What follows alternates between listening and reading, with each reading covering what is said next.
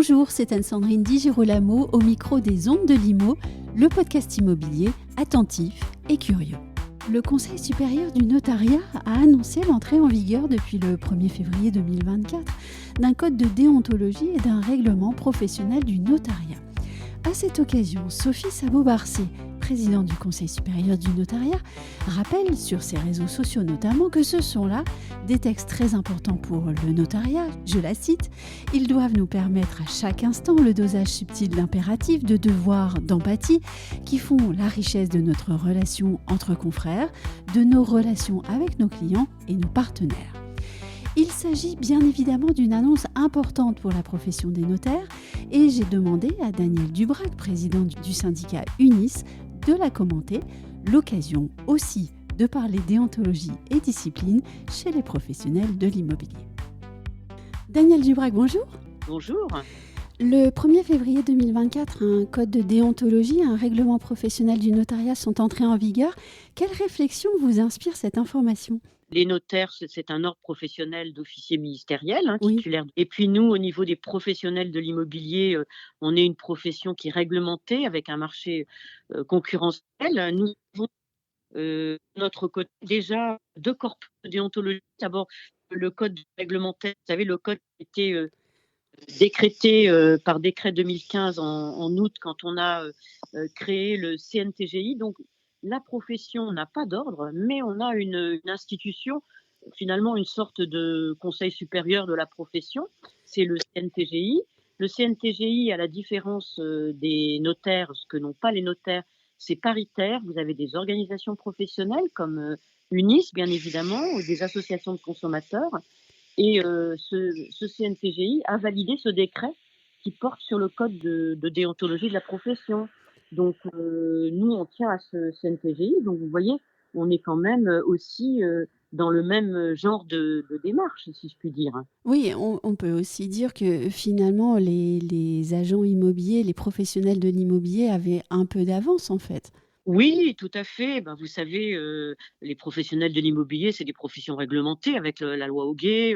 On a quand même obligation d'un pack de garanties avec l'assurance RCP, avec la nécessité de la protection des données clients, avec aussi la lutte contre le blanchiment.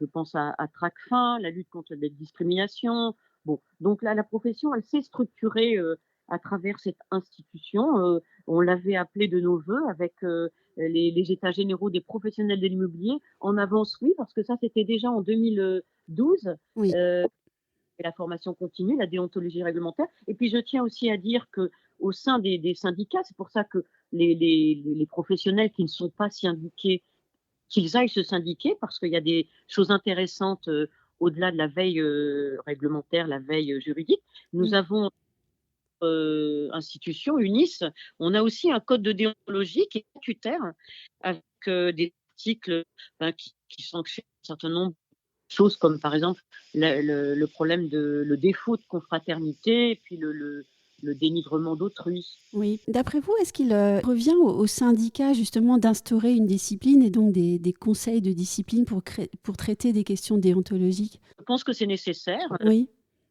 Que les notaires ont quand même eu cette démarche et félicitations d'ailleurs au Conseil supérieur du notariat. Je pense que c'est important au sein d'UNIS. Nous, on a une commission de discipline. Elle se réunit à peu près 4 fois par an. Moi, je suis présidente depuis maintenant plus de 3 ans. Eh bien, par exemple, en 2023, on a prononcé des exclusions, soit parce que c'était des problèmes de dénigrement ou il peut y avoir aussi des cas qui sont extrêmement rares, comme des exclusions en raison d'une procédure, par exemple. Bon, donc c'est important parce que nous revendiquons la profession dans son ensemble, aussi en particulier. On indique le saut de confiance et puis très concrètement, l'activité a une sinistralité très très faible. Est-ce qu'on peut évoquer l'absence de pouvoir disciplinaire du CNTGI ? L'absence de pouvoir disciplinaire du CNTGI, alors il y a Une commission de contrôle, oui. prévue qui n'a pas forcément abouti. Cependant, ce qu'on peut voir, c'est que nous, on avait proposé les états généraux des professions immobilières, il y avait la formation continue, il y avait la déontologie, et puis il y avait la commission de discipline. On avait proposé que ça soit intégré dans la loi Allure, c'est dedans, et puis la discipline, eh bien, les syndicats, nous, on a ce code de déontologie avec cet article qui sanctionne le défaut de confraternité ou de dénigrement ou d'exclusion. Nous procédons au sein de nos syndicats professionnels, c'est pour ça qu'il faut Oui, être syndicat, à ce type de, je dirais, de prononciation oui, d'exclusion. oui, Donc parce la que discipline se fait au sein du corpus UNIS. oui, il y a la commission de contrôle au CNTGI. On lui reproche de fonctionner étrangement, parfois au regard des règles fondamentales, des principes juridiques de notre système. Elle n'a pas pouvoir d'enquête, elle n'a pas pouvoir d'audition. Si jamais il y a un professionnel incriminé, il n'y a pas de garantie des droits de la défense.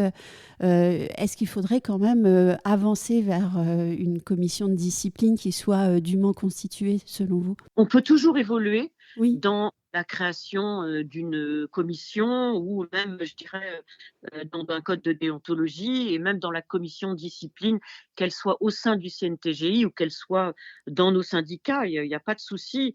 Ce qui est certain, c'est qu'il y a pas beaucoup de sanctions disciplinaires, il y a pas beaucoup de sinistralité.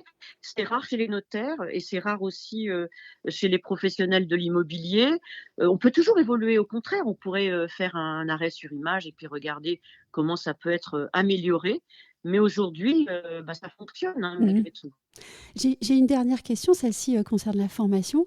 Au moment du renouvellement de leur carte, les professionnels de l'immobilier doivent obligatoirement suivre une formation de déontologie de 2 heures. Et dans les couloirs, on les entend souvent dire que cette formation, eh bien, ils la connaissent par cœur, parce que le contenu est invariable, évidemment. Que faire, selon vous, pour alléger le cœur de ces agents immobiliers fatigués d'entendre la même formation à chaque renouvellement de leur carte? Nous, on est plutôt pour 2 heures de déontologie, c'est bien. Évidemment, on peut se dire que c'est toujours, un peu, répétitif, mais Oui, il y a oui. abordé entre le conflit d'intérêts, entre la confraternité, j'en parlais tout à l'heure, avec l'éthique professionnelle, le respect des lois, le respect des règlements, donc finalement, la défense des intérêts aussi, et les conflits d'intérêts. Donc Mm. il y a telle chose à revoir et puis peut-être avec des cas pratiques pour voir un peu dans tel cas, pourquoi est-ce que la déontologie n'a pas été respectée. L'heure passe vite et finalement, c'est pas important. Nous, on tenait beaucoup à ce code, de déontologie, réglementaire, comme je l'ai dit tout à l'heure et puis, interne à notre syndicat et finalement ça fonctionne et puis finalement les 2 heures, ça passe quand même assez vite. Et vous avez rappelé tout à l'heure que vous avez procédé à l'exclusion de certains membres du syndicat. Donc, vous allez quand même aussi au bout de la démarche. Il y a un process, Oui. il y a une décision. C'est une commission de discipline qui, je remercie d'ailleurs le président entre parenthèses, parce que c'est pas des travaux faciles. On auditionne, il y a tout un process contradictoire et puis la décision est prise et malheureusement, à chaque fois que j'ai eu à la convoquer, nous avons pris la bonne décision, à savoir l'exclusion. C'est nécessaire dans cette profession qui est quand même très réglementée malgré tout et qui est sur un marché très concurrentiel et qui protège malgré tout le professionnel entre professionnels et puis bien entendu le client. C'est ce qui compte. Un grand merci, Daniel. Merci Anne-Sandrine, bonne journée. Merci.